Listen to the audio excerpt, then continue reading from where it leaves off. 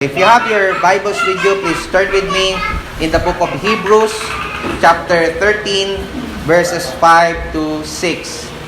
Sa aklat ng Hebreo, sa bagong tipan po ito, aklat ng Hebreo, kabanata po ay 13, ang mga talata po ay 5 hanggang 6. Hebreo, kabanatang 13, mga talatang 5 hanggang 6. So ito po ay pinamagatan nating huwag kang matakot.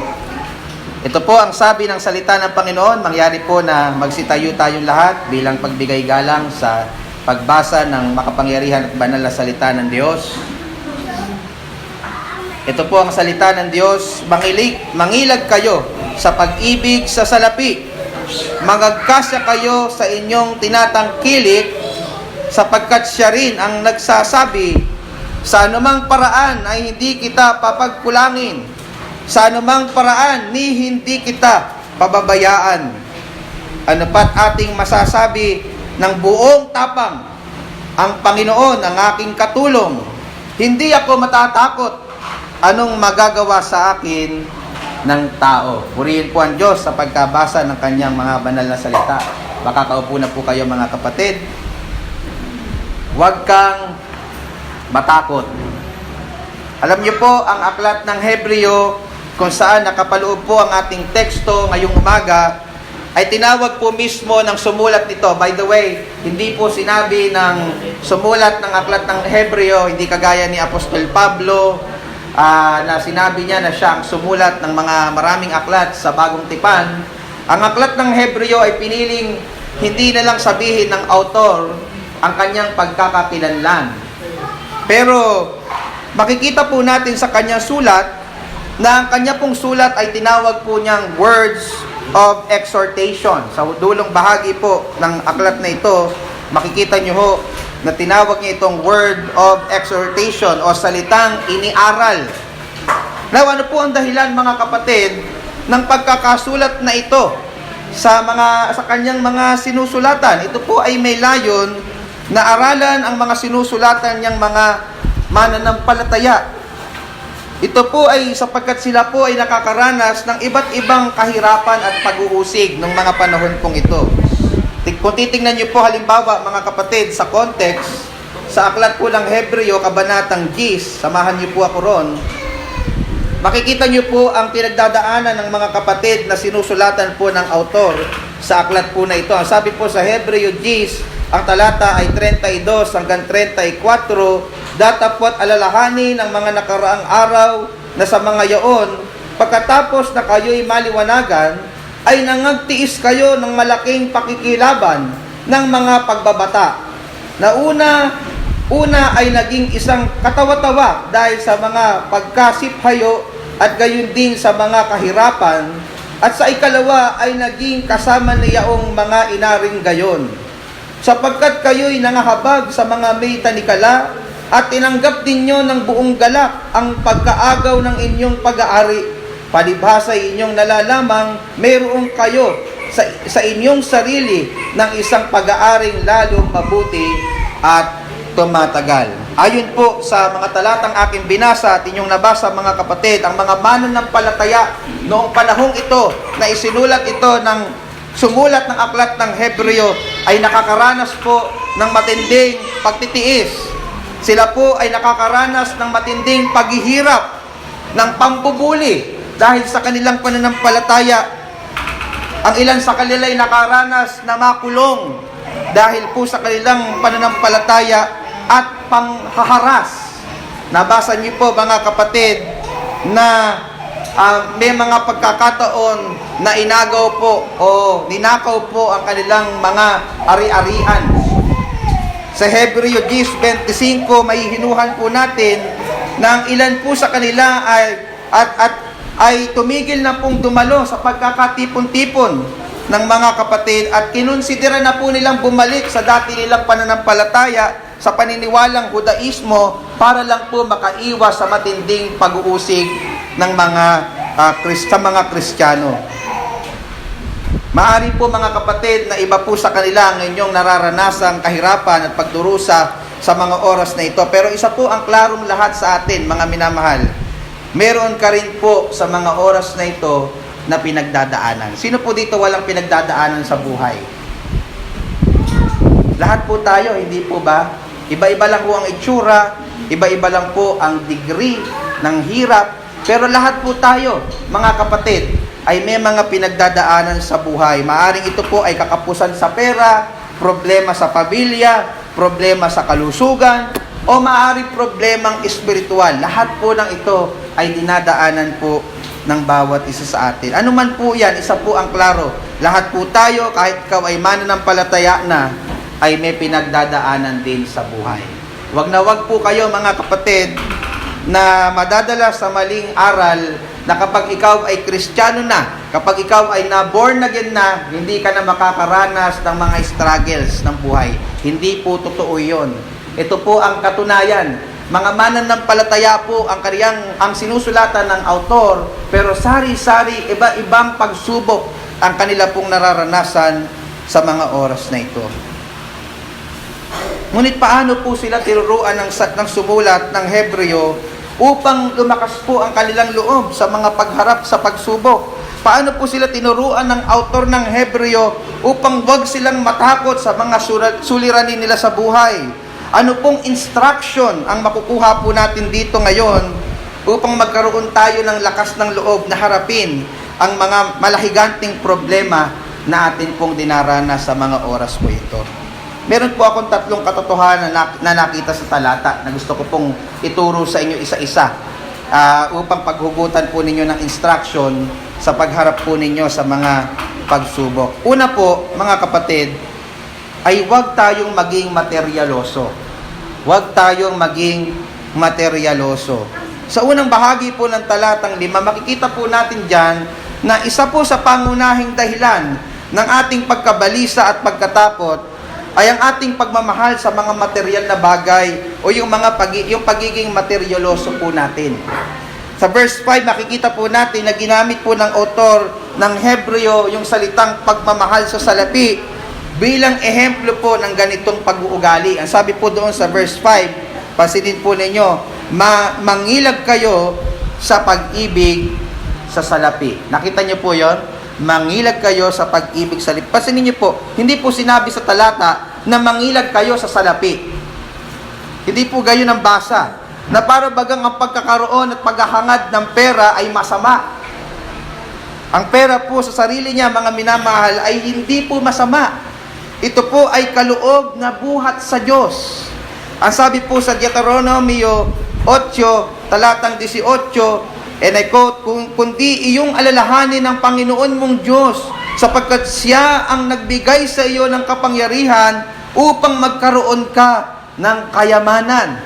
Sino daw po ang nagkaloob ng kapangyarihan para tayo ay magkaroon ng kayamanan? Ang sabi po sa talata, ang Diyos. Ultimately, ang Diyos. Hindi po ang trabaho natin. Hindi po ang magulang natin. Hindi po ang diskarte natin.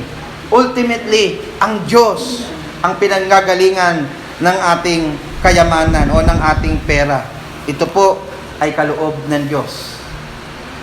At ang pera po ay nagagamit nating instrumento upang sambahin ng Panginoon.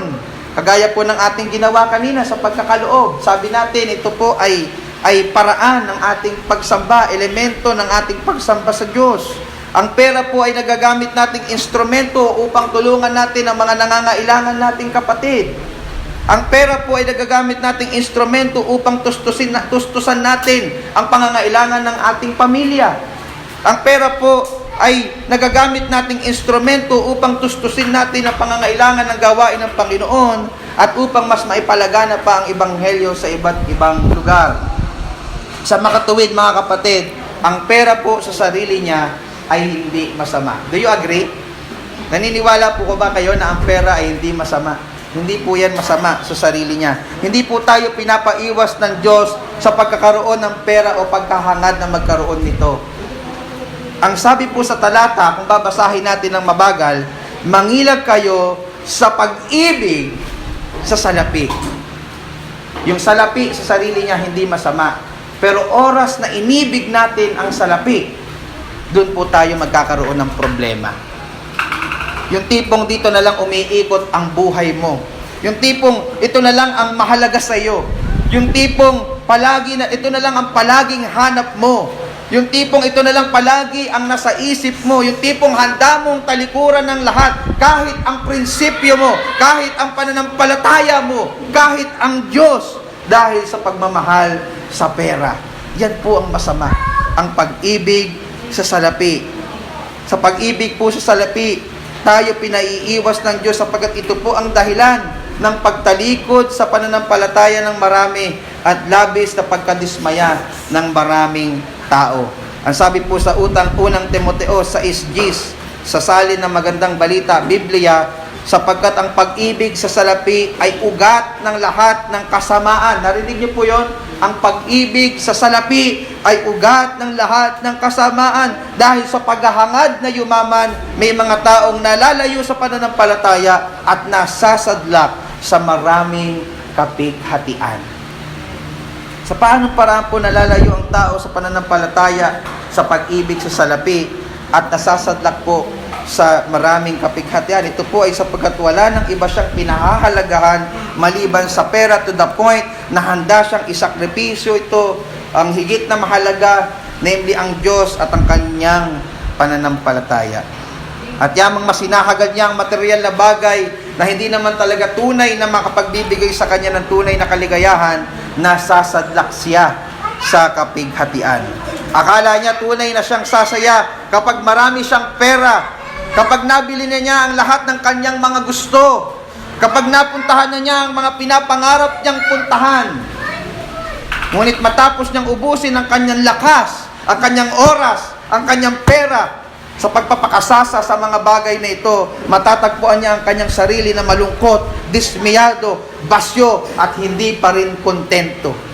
Pastor, bakit mo alam? Nagkaroon ka na ba ng maraming pera? Nakapag-travel ka na ba sa maraming lugar para sabihin mo ang mga bagay na ito? Paano ko po nalaman? Sinabi rin po yan ng Biblia. Si Haring Solomon po ay nakaranas ng lahat ng mga bagay na nabanggit ko.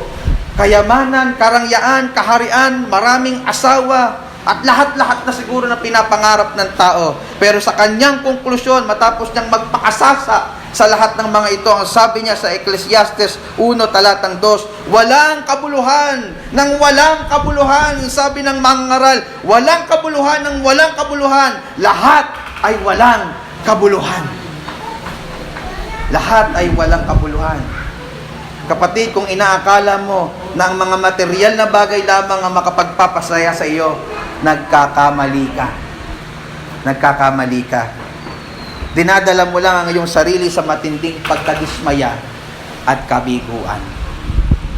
Sapagkat ang tunay lamang na makapagpapasaya sa puso ng tao, kahit wala siya ng mga bagay na lahat na nabanggit ko, ay walang iba kundi ang Diyos at ang pagkakaroon mo ng relasyon sa Kanya sa pamamagitan ng pagsampalataya mo kay Kristo at sa Kanyang ginawa sa krus ng Kalbaryo. Mga kapatid, yun po ang tunay na sikreto ng tunay na kaligayahan. Hindi po material na bagay. Kahit wala ka ng lahat ng mga ito, kung meron kang Diyos sa buhay mo, kung meron kang relasyon sa Kanya, pwede kang maging masaya. Pwede kang makontento. In fact, iyan po yung gusto nating talakayin sa susunod po nating punto. Paano po ba tayo makakaiwas, mga kapatid, sa pag-ibig sa salapi o pagiging materyaloso na nagdadala po sa atin sa kapahamakan, sa pagkadismaya at pag-aalala at pagkatakot? Ang sagot po ay dapat, mga kapatid, marunong tayong makontento. Sino po dito ang kontento na sa buhay? Konti lamang, konti lang yung magiging masaya. Para makaiwas ka sa pag-ibig sa salapi, matuto ka, kapatid, na makontento. At yan po yung gusto kong talakayin natin sa pangalawa nating punto na pinamagatan kong matutong makontento. Tingnan niyo po yung verse 5. After po sabihin ng author ng Hebreo na huwag tayong umibig sa salapi, sinabi po niya yung paraan para makaiwas dito. Ang sabi po sa verse 5, mangagkasya kayo sa inyong tinatangkilik. Sa English Standard Version, be content. Ayun, yung kontento. Be content with what you have. Ano po ibig sabihin nun? Hindi po ibig sabihin ito, mga kapatid, na maging complacent na tayo, na hindi na tayo magtatrabaho at magtsatsaga para kahit papaano maiangat ang estado ng ating pamumuhay. Hindi po ganun ang ibig sabihin. No? Kasi kung ganun, wag na magtrabaho si Kuya Jan, wag na magtrabaho si Kuya Ernesto, si Krisha Jane, i-discourage mo na kayo magtrabaho. Ganyan na lang buhay natin. Sabi, makontento naman daw tayo eh. Hindi po kapareho ng pagiging kontento ang pagiging complacent o pagiging tamad. Kinukundi na po ng Bible, mga kapatid, sa totoo lang yung pagiging tamad. Sa ikalawang Tesalonica, mababasa po natin doon na kinukundi na po ni Apostol Pablo ang katamaran at inuutusan silang magtrabaho para sila ay makakain. Ang katamaran po nila ay nagmumula doon sa mali nilang kaisipan na malapit nang bumalik ang ating Panginoong Hesukristo, na dapat lubos-lubusin na nila ang buhay nila dito sa mundo. Puntahan na nila ang mga gusto nilang puntahan. Bilhin na nila ang gusto nilang bilhin. Huwag na silang maghanap buhay at gastusin na lang ng gastusin ang lahat ng kanilang mga ipon. Ito po ay nakarating kay Apostol Pablo at agad silang sinaway sa pamamagitan ng pagsulat. Ang sabi ni Apostol Pablo sa ikalawang Tesalonica 3:11 hanggang 12, sapagkat aming nababalitaan ang ilan sa inyo na nagsisilakad ng walang kaayusan, na hindi man lamang nagsisigawa, wala daw ginagawa, tambay, tamad, kundi mapakailam sa mga bagay ng iba, tambay na, tamad na, chismosa pa, di ba? Wala na daw ginagawa, nakikialam pa sa buhay ng may buhay. Sino po dito ganon? Wala po tayong ganon, mga kapatid. Ang sabi, sa mga gayon nga ay aming inuutos at ipinamamanhik sa Panginoong Hesukristo na sila'y magsigawang may katahimikan at magsikain ng kanilang sariling tinapay. Mariing tinututuran ng Biblia ang katamaran, kaya hindi po ito ang ibig sabihin ng pagiging kontento, mga kapatid. Kung iniisip mo na pagiging kontento ay yung pagiging complacent o maging tamad ka na lang, wala ka nang gagawin sa buhay, nagkakamali po tayo. In fact, sa unang aklat pa lang po ng Biblia, sa aklat ng Genesis, bago pa po mahulog ang tao sa kasalanan at isumpa ng Diyos, iniutos na po ng Diyos na magtrabaho ang tao. May mali po kasing kaisipan na ang trabaho daw po ay bahagi ng sumpa ng Diyos. Well, pinahirap po ng pagkahulog ng tao sa kasalanan ang pagtatrabaho, pero yung trabaho sa sarili niya ay hindi po isang sumpa na mula sa Diyos. In fact, ito po ay utos na mula sa Diyos bago pa po mahulog sa pagkakasala ang tao. Ang sabi doon sa Genesis 2:15, ito po ay nangyari pagtapos po likhain ng Diyos si Adan. Ang sabi doon, at kinuha ng Panginoon Diyos ang lalaki at inilagay sa halaman ng Eden upang kanyang alagaan at ingatan. So trabaho po talaga, umpisa pa lang po ng Biblia at tinuturo po sa atin.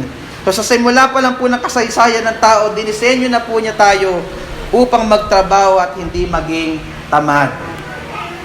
Now, kung hindi po pagiging complacent o pagiging tamad o wala ng effort na mag-improve ang buhay, ang ibig sabihin ng pagiging kontento, ano po ba ang ibig sabihin nito? Maaaring tinatanong po natin.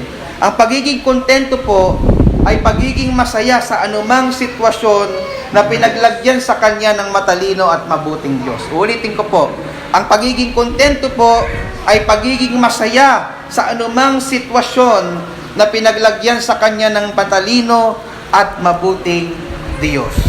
Kung siya po ay inilagay ng Diyos sa mahirap na kalalagayan, hindi po siya nagre-reklamo. Hindi po siya nagre-rebelde sa Diyos. Hindi po siya nagiging mapaghanap. Nasisiyahan na siya sa mga presenteng kalalagayan niya sa buhay. Sapagkat ito ang niloob sa kanya ng Diyos along with his or her pagsisikap. Po ba? Kung siya naman po ay nasa maganda at saganang kalalagayan, nasisiyahan na po siya doon at hindi po siya nagiging sakim at nagiging mapaghanap pa. Meron po kasing sobrang yaman na hindi pa rin matutong makontento. Patuloy pa pong nangangamkam na mga lupain ng iba. Makikita po natin sa buhay ni Apostol Pablo ang pagiging kontento sa kanya pong sulat sa Pilipos. Kung babalikan niyo po yung ating pinag-aralan nung nakaraan nating serye, Ang sabi po sa Filipos 4:11 hanggang 12, hindi sa sinasabi ko ang tungkol sa kailangan, sapagkat aking natutuhan ang masiyahan sa anumang kalalagayan aking kinaroroonan. Ito po ang magandang definition ng pagiging kontento. Sa buhay ni Apostol Pablo, natutunan niyang masiyahan sa anumang kalalagayan ng kanyang kinaroroonan. Then sinarawan po niya kung ano po ibig sabihin niya dito na pagiging kontento sa verse 12. Sabi, marunong akong magpakababa at marunong naman akong magpakasagana. Sa bawat bagay at sa lahat ng bagay ay natututunan ko ang lihim, maging sa kabusugan at maging sa kagutuman at maging sa kasaganaan at maging sa kasalatan. Hindi po nakabatay sa sitwasyon ng kanyang buhay ang kanyang kakontentuhan. Mga kapatid, dito makikita po natin na ang kakontentuhan ni Apostol Pablo ay hindi nakabatay sa nararanasan niya kung ano ang meron siya.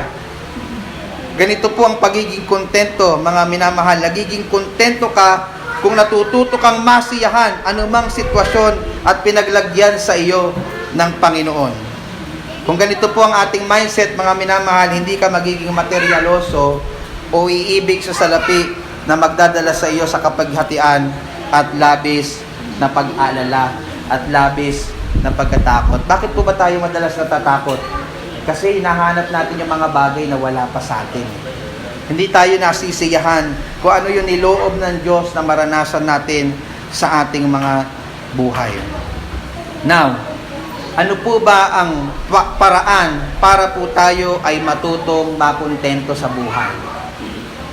Yan po yung gusto kong talakayin natin sa panghuli nating punto na pinamagatan po nating magtiwala sa Diyos. Ang paraan para hindi ka maging palaibig sa salapi, matuto kang makontento. Para makontento ka, magtiwala ka sa Diyos. Ang pagkakaroon po ng tiwala sa Diyos, ang susi upang tayo po mga kapatid, mga minamahal ay matutong makontento sa buhay at hindi po mahulog sa pagiging sakim at materyaloso na nagdadala po ng sakit sa ating mga puso. At binanggit pa ng author ng Hebreo kung bakit po tayo dapat magtiwala sa Diyos. Ito po mga kapatid ay sapagkat may ipinangako sa atin ang Diyos. At sabi po doon sa verse 5, hayaan niyo pong basahin natin yung buo. Ang sabi doon, mangilag kayo sa pag-ibig sa salapi, mangagkasya kayo sa inyong tinatangkilik, sapagkat, ito yung dahilan, siya rin ang nagsabi, sa anumang paraan ay hindi kita pagkukulangin, sa anumang paraan ni hindi kita pababayaan. Yung halipong bahagi ng verse 5 ay, alam niyo po, sitas yan mula sa lumang tipan. Hindi yan originally sinulat ng author ng Hebreo. Yan ay quotation from the Old Testament. At marami pong bahagi sa Old Testament ang pinanggalingan po nito. In Genesis chapter 28 verse 15, ito po ay pinangako mismo ng Diyos kay Jacob. In Deuteronomy chapter 31 verse 6 and 8, ito po ay sinabi ni Moises sa mga Israelita at kay Josue upang palakasin po ang kanilang loob bago sila pumasok sa lupang pangako. Sa aklat po ng Josue, kabanatang 1, talatang 5, sinabi po ito mismo ng Diyos kay Josue, matapos po mamatay ni Moises at siya po ang tinalagang kapalit na mangunguna sa Israel. At sa aklat po ng unang Kronika 28, talatang 20, ito po ang sinabi ni Haring David sa kanyang anak na si Solomon bago siya italaga bilang kanyang kapalit na hari ng bayan ng Diyos. So makikita po natin sa lumang tipan na ang mga katagang binanggit ng author ng Hebreo ay mga katagang nagpapatapang at nagpapalakas ng loob ng mga sinaunang mananampalataya. At ngayon naman po mga kapatid ay sinasabi sa mga mananampalataya sa panahon po natin upang lumakas din ang ating loob, upang tumatag din ang ating mga puso sa pagharap natin sa mabibigat na pagsubok ng buhay.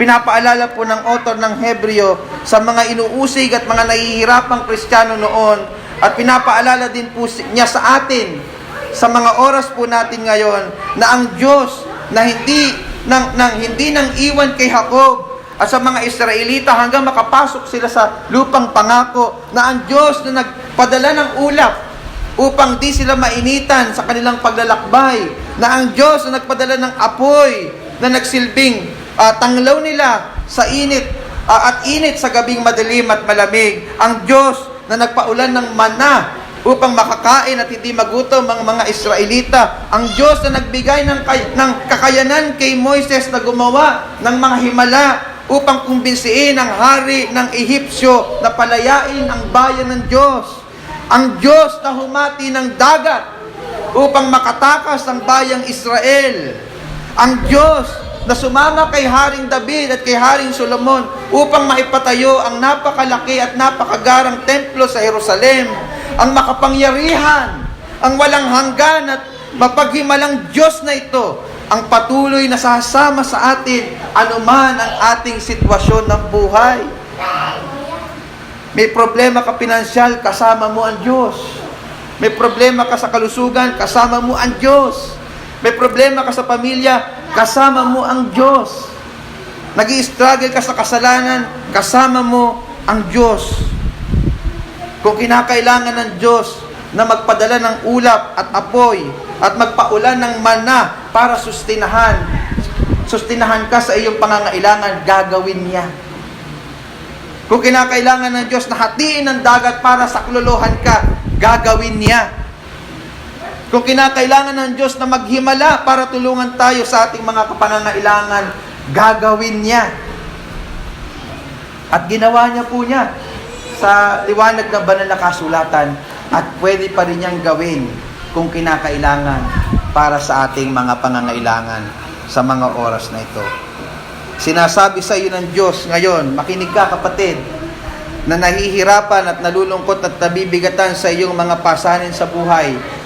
Sa anumang paraan, sabi ng Diyos, ay hindi kita pagkukulangin. Sa anumang paraan, hindi kita pababayaan. It's another way of saying, mga kapatid, that there is absolutely no way whatsoever that I will ever leave you. Hayaan niyo pong ulitin ko, maganda po yun eh. It's another way of saying that there is absolutely no way whatsoever that I will ever leave you. Sinasabi ng Diyos sa iyo na hindi kanya pababayaan at iiwan. Sabihin na ng lahat ng masasakit na salita sa iyo, magkasakit ka na ng malulubhang karamdaman, mawalan ka man ng kabuhayan, mamatay ka man. O sige, mamatay man tayo, kasama ko yung sarili ko. Ang sabi ng Panginoon, kasama mo siya. Kasama mo siya. Kasama mo siya. Na maaaring tinatanong nyo, kung gayon, kung kasama ko ang Panginoon, bakit nahihirapan ako ngayon? Nagme-make sense ba sa inyo? Sabi ng Biblia, hindi niya ako pagkukulangin. Sabi ng Panginoon, hindi niya ako pababayaan. Bakit nahihirapan ako ngayon? Bakit hanggang ngayon wala pa din akong pambayad sa aming mga babayarin? Bakit hanggang ngayon hindi pa rin gumagaling ang aking karamdaman? Bakit hanggang ngayon sinasaktan pa din ang aking kalooban ng mismong mga kasama ko sa aking tahanan? Well, it doesn't mean na kasama mo ang Diyos, wala na ikaw struggle. Pero isa po yung klaro, mga kapatid. Yamang klaro sa Biblia na ang Diyos ay hindi nagpapabaya at nangiiwan sa kanyang mga anak. Kung meron man siyang hindi ibinibigay ngayon, maaring hindi pa natin itutunay na kailangan ngayon. Maaring mayroon siyang higit na mas mabuting plano. O maaring mayroon siyang gustong ituro sa atin. Naalala ko tuloy yung pamosong panalangin. Nananalangin yung isang tao, nabigyan siya ng mahabang pasensya. Sabi niya, Panginoon, bigyan mo ako ng mahabang pasensya. Ngayon din, Panginoon, mahabang pasensya. Sa tingin niya, ibibigay agad ng Panginoon? Hindi. Para matuto siya ng mahabang pasensya, kailangan mong maghintay. Kailangan mong maghintay. Minsan, mga kapatid, may mga bagay na hindi pa ibinibigay ng Diyos sa atin dahil meron siyang gustong ituro sa atin. But it doesn't mean na hindi mo siya kasama. It doesn't mean na nag-iisa ka. It doesn't mean na pinabayaan ka niya. Malinaw sa talata ng Biblia, kasama natin ang Diyos sa ating mga pinagnaraanan. Now, kapatid, ano yung dinadala ng katotohanan ito sa ating mga puso? Yung katotohanan na sinabi ng Diyos, ipinangako ng Diyos na hindi niya tayo pagkukulangin at hindi po niya tayo iiwan. Yan po yung makikita natin sa verse 6. Ang sabi po doon, ano pat masasabi ng buong tapang, ang Panginoon ang aking katulong. Hindi ako matatakot. Anong magagawa sa akin ng tao? Nabasa niyo po ba yon, mga kapatid? Ano po dinadala ng katotohanan ito? Na ang Panginoon ay kasama natin, na ang Panginoon ay hindi tayo pagkukulangin. Masasabi daw po natin ng buong tapang. Ng buong tapang. O mga kapatid, yung katotohanan na hindi po tayo nag-iisa sa ating pinagdadaanan, na kasama natin ang Diyos, ay nagdadala ng tapang at lakas ng loob sa ating mga puso sa pagharap sa mga pagsubok ng buhay. Let it sink in, mga kapatid. Napakarami natin pinagdadaanan eh. Masyado tayo na-overwhelm. Masyado tayo nag-overthink. Pero mag-pause ka sandali. Alalahanin mong kasama mo ang Diyos. Maaaring sa tingin mo, imposible. Pero yung Diyos na kasama mo, gumagawa ng mga bagay na imposible. At anak ka niya. At yamang anak ka niya, hindi ka niya pwedeng pabayaan. Let that sink in. Baulin mo yan pag-uwi mo. Sa pagharap mo sa problema. May problema ako ngayon, napakahirap, hindi ko alam yung sitwasyon, hindi ako makatulog. Pero klaro sa akin, kasama ko ang Diyos. Therefore, hindi ako mawawala ng pag-asa. Kasama ko ang Diyos na humahati ng dagat. Ayan na naman tayo, mahilig ako humahati ng dagat eh. Di ba? Kasama mo ang Diyos na humahati ng dagat. Kasama mo ang Diyos na lumilikha mula sa wala. Anong bagay na problema mo ang hindi niya kayang solusyonan? Sabihin niyo nga po, kapatid. Anong bagay na problema mo ngayon ang hindi kayang solusyonan ng mayaman, ng mapaghimala, at punong-puno ng pag-ibig na Diyos na ito? Let that sink in. Wag mawala yan sa isip mo, ano man ang iyong pinagdadaanan. Naalala ko po nung high school ako, mga kapatid, may kwento ko lang. Minsan lang naman po ako magkwento. Nung high school po ako, mahilig po ako sa banda. Ako po ay miyembro ng banda, alam po ng aking mga kapatid, ng aking mga magulang. Madalas po ako napapagalitan ng aking tatay kasi madalas ako umuwi ng madaling araw, kakabanda. At nung high school po ako, hindi po ako madalas mabuli. Hindi po ako madalas mapagtripan. Sapagkat ang bawat miyembro ng aking kabanda ay miyembro ng fraternity. So sinasali nila ako sa fraternity, sabi ko, bakit pa? Nandyan naman kayo, no? Masasaktan pa ako. So malakas yung aking loob na pumapasok sa school. Confident ako na walang gagalaw sa akin. Confident ako na walang mambubuli sa akin. Bakit? Mga kabanda ko, mga kabarkada ko ay miyembro ng fraternity. Pag kinanti nila ako, tsak na may re-rest back sa kanila na grupo. Mga kapatid, yun po lakas ng loob na nagmumula dahil sa connection mo sa tao. How much more kung yung connection mo ay nagmumula sa makapangyarihang Diyos, na ang rest back mo, ang backup mo, ang sasaklolo sa'yo ay ang Diyos na makapangyarihan sa lahat. Sinasabi ko sa'yo, baliwala ang lahat ng connection mo kay Mayor, baliwala ang lahat ng iyong ipon sa bangko, kung klaro sa'yo na ang Diyos ang siyang sasaklolo sa'yo, ano man po ang iyong pinagdadaanan. Hindi po ba nakapaglalakas ng loob yon, mga kapatid? Yung understanding na kasama po natin ang Diyos. And take note po, yung verse 6 na ito na pinag-aaralan po natin, sitas po ulit yan mula sa Old Testament. Galing po yan sa awit 118 verse 6. At kung babasahin niyo po yung 118, binalikan ko po yun Tiningnan ko yung context po nun, mga kapatid. At nagulat po ako, habang sinasabi po ito ng mga awit, na siya po ay buong tapang na nagsasabi ng Panginoon ang aking katulong, hindi ako matatakot, anong magagawa sa akin ng tao? Alam niyo po, nung sinasabi niya ito, meron po siyang pinagdadaanan. Meron pong mga galit sa kanya. Meron pong banta sa kanyang buhay. Dumating na po ba kayo sa punto ng buhay niyo na meron threat sa buhay ninyo? Noong time ng Psalm 118, may ganun siyang malaking problema. Anytime, pwede siyang atakihin ng kanyang kaaway. Pero dahil kilala niya ang Diyos, dahil siya po'y nagtiwala sa Diyos, sabi niya, may buong tapang kong sasabihin. May buong tapang kong sasabihin. Ang Panginoon ang aking katulong, hindi ako matatakot anong magagawa sa akin ng tao. Mga kapatid, matututo po tayong makontento at hindi mag-alala sa ating presenteng kalalagayan ngayon kung tayo po ay may matibay na pagtitiwala sa Panginoong Diyos. Yun po ang susi. Matibay na pagtitiwala sa Panginoong Diyos. Ano man ang pinagdadaanan mo ngayon, palagi mong isaksak sa isip mo ang katotohanan ito. Hindi ka nag-iisa. Tutulungan ka ng Diyos. Kasama mo siya palagi. Hayaan niyo pong magtapos ako sa isang kwento. Isa po sa kilalang himno na madalas pong inaawit po.